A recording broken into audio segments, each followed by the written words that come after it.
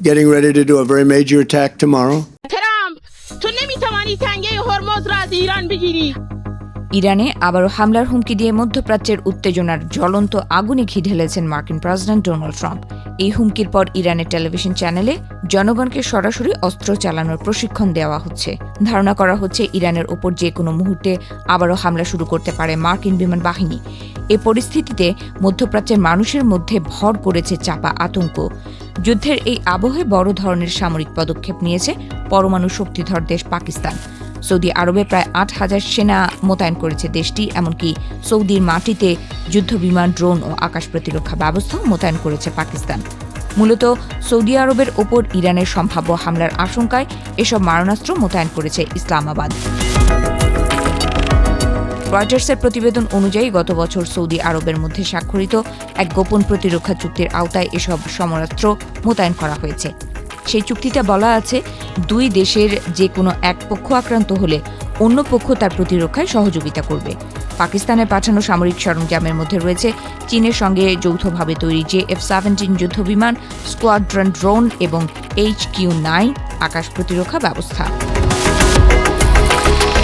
সূত্রগুলো বলছে, বর্তমানে সৌদি মোতায়েন থাকা পাকিস্তানি সেনাদের প্রধান কাজ প্রশিক্ষণ ও পরামর্শ দেওয়া।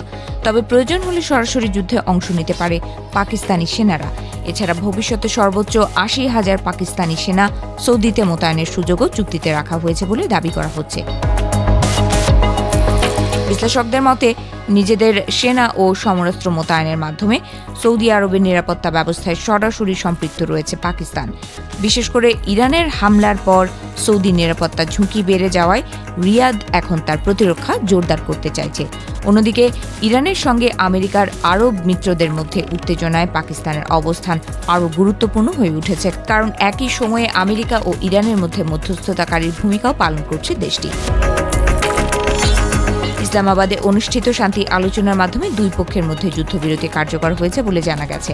ফলে একদিকে সৌদি আরবের ঘনিষ্ঠ সামরিক চিত্র, অন্যদিকে ইরানের সঙ্গে কূটনৈতিক সংযোগ, এই দুই দিক সামলাতে পাকিস্তানকে অত্যন্ত সতর্ক কৌশল নিতে হচ্ছে।